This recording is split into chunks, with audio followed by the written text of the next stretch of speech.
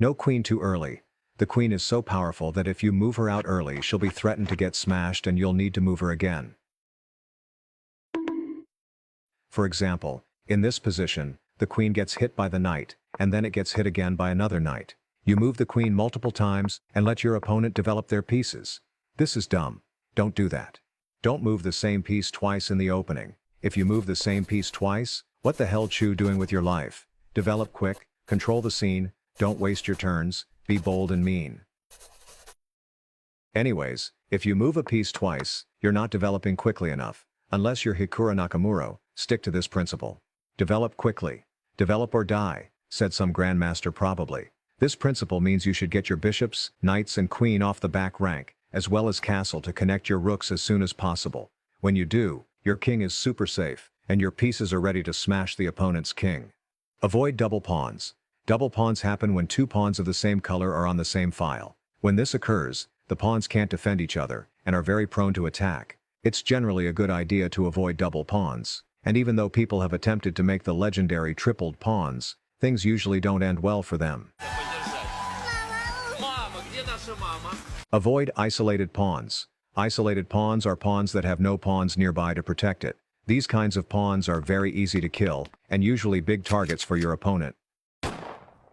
A strategy to get rid of isolated pawns is to sacrifice it to ruin your opponent's pawn structure, and then capture them back later. Endgame king is valuable. The king is pretty much a loser in the opening. However, in the endgame it becomes a god, and you should bring it out as soon as possible. In this position, white is completely winning, because white's king is much more active, and will very soon capture these three black pawns. Castle before move 10. While you can technically wait till move 69 to castle and deliver a castle checkmate. Check here in castles.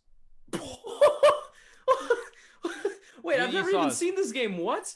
Don't try that at home. You'll most likely get f***ed and be delivered home in an ambulance. Just castle early, and get checkmated like Magnus. No. Rooks go behind passed pawns. If you have a passed pawn, put a rook behind it. This makes sure that the pawn is protected while the rook remains active and can do other things. I'm not sure I can take them all. Don't worry, bro. I got your back. Bishops open, knights closed. Bishops are better in open positions because they can control squares and attack from afar. When they're in closed positions, however, they become pretty useless because they're blocked by their own pawns. Knights are the opposite. They move slowly like snails in open positions. However, in closed positions, they can hop around and go to places no other pieces can. Backward pawns. Backward pawns are pawns that are left undefended because its brothers have been pushed forward, or captured. Similar to isolated pawns, this kind of pawn usually becomes a target for your opponent. Avoid moving pawns in front of castled king. Pawns are there to protect your king. If you push pawns in front of your king at the wrong time, your king will get smashed by your opponent's pieces.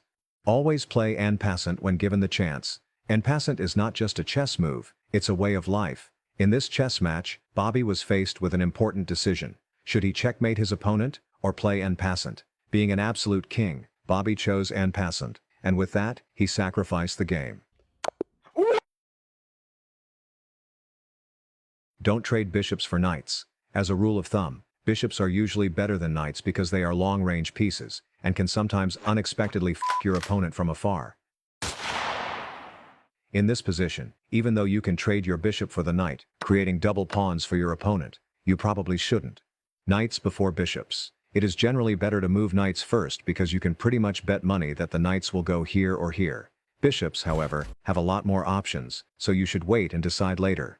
Knights are the best blockaders of pawns. Knights are really good with blocking pawns. This is because the knight naturally controls the defending squares of that pawn, so it's harder for other pawns to support it. In this situation, for example, black can't push b5 because it'll get captured. Don't play hope chess. Hope chess is when you play chess and you hope your opponent will make the move you want, or somehow screw up.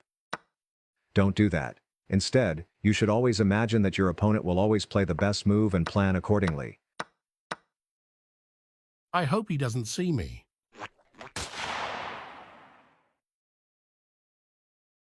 Connect rooks. Rooks are stronger as a pair.